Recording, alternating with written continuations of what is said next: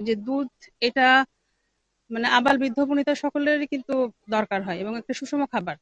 এটার মধ্যে যদি ভেজাল দেয় বা এটার মধ্যে যদি মানে খারাপ উপায়ে তারা এটা প্রসেসিংটা করে, যের মধ্যে আমার রিয়েল দুধ কিছুই নাই, পুরাটাই হচ্ছে গিয়ে নকল। তো এইটা খুবই একটা গুরুতর অপরাধ এবং সেই গুরুতর অপরাধের কথা চিন্তা করেই আমরা ভোক্তা অধিকার সংরক্ষণ আইন অনুযায়ী তাদেরকে ৫ জনকে এখানে ১ বছরের বিনাশ্রম কারাদণ্ড এবং ১,০০,০০০ টাকা অর্থদণ্ড, অন্যদের আরো ১ মাসের বিনাশ্রম কারাদণ্ডে দণ্ডিত করেছি। আরেকজন আছে স্টুডেন্ট, ইন্টার সেকেন্ড ইয়ারে পড়ে।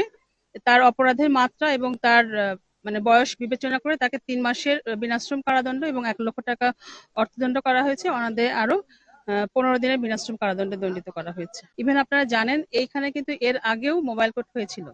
তখন তাদের জেল দেওয়া হয় না, তাদের জরিমানা করা হয়েছিল, তাদের একটা সুযোগও দেওয়া হয়েছে যে আপনারা মানে ঠিক হয়ে যান, কিন্তু তারা কিন্তু ঠিক হয়নি। তাহলে এবারের অপরাধটা কিন্তু আরো গুরুতর অপরাধ, যে তাদেরকে একবার সতর্ক করা হয়েছে, তাদেরকে একবার সুযোগও দেওয়া হয়েছে, কিন্তু তারা সেই সুযোগটাকে কাজে লাগায়নি। আমরা গোপন তথ্যের ভিত্তিতে জানতে পারি যে এই গ্রামে, কেশবপুরের এই গ্রামে ভেজাল দুধ তৈরি করা হয়। বিভিন্ন ধরনের উপাদান কেমিক্যাল মিশিয়ে ভেজাল দুধ তৈরি করা হয়, সেটা আপনারা নিজের চোখে দেখতে পাচ্ছেন। তো এই তথ্যের ভিত্তিতে আমরা আমাদের যশোর শহরের ভোক্তা অধিদপ্তরের যিনি আছেন তাকে কর্মকর্তাকে আমরা অবগত করি। আমরা এবং এই উপজেলার স্থানীয় যে প্রশাসনিক কর্মকর্তা যিনি আছেন তাদেরকে অবগত করে আমরা একসাথে এখানে এসে আমরা প্রতিটা বাসা তল্লাশি চালাই। আমরা এই ভেজাল দুধ তৈরি করার বিভিন্ন ধরনের উপকরণ আমরা খুঁজে পাই এবং যারা এটার সাথে জড়িত তাদেরকে আমরা ধরতে সমর্থ হই।